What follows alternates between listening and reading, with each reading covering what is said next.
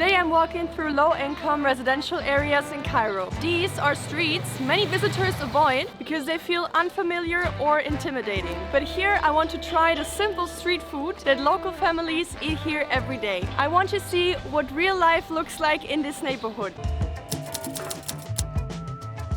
At first, I just walked through the neighborhood to take it all in. You notice right away how different it feels compared to Europe. Many buildings look unfinished, a bit dusty, sometimes even broken, and there's trash in the streets. That can feel strange in the beginning, but after a short time, you start to get used to it.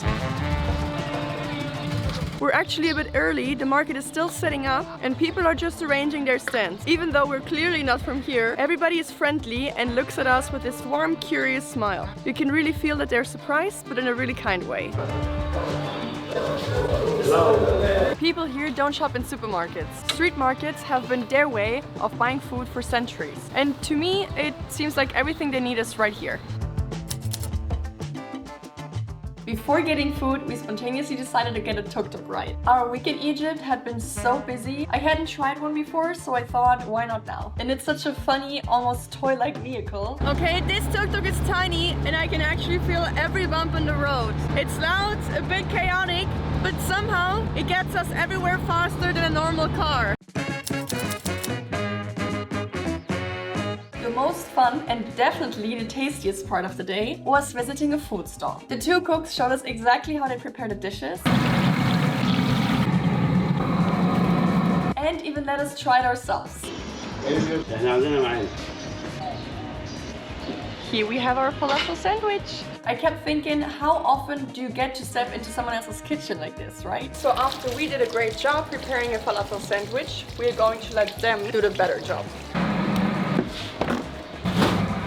We have some nice stuff, so let me introduce you. Smashed potatoes, cheese with cucumber, tomato and carrot. We have some eggplants and peppers, homemade chips, falafel, we have eggs, we have baba ganoush, I'm pretty excited to try that. We have some salad, just some plain onions, bread, some bean paste, and we have kind of an eggplant, tomato sauce dip. So what we have here is real everyday food culture, but enough talking, let's eat.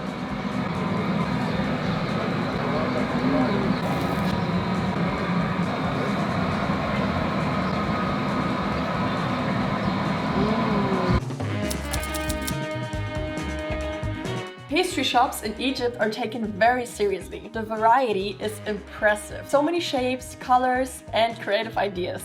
And I realized that sweets are not only for special occasions, but they are a part of everyday life here. So on the left we can see basbousa. It's just a lot of dough with coconut and honey. On the right side we can see kunafa. It's also like dough and coconut, but it's stuffed with cream. And I can remember that we have seen the threads on it being prepared on another side of the market. Ataif.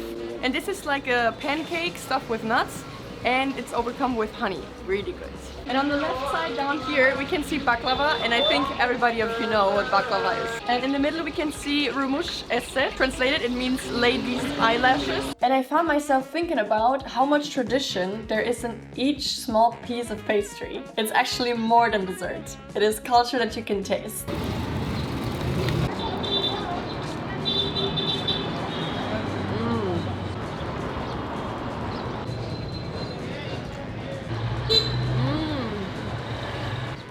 Here pastries are sold per kilogram, and I have to say people do really eat a lot of sweets in surprisingly big amounts.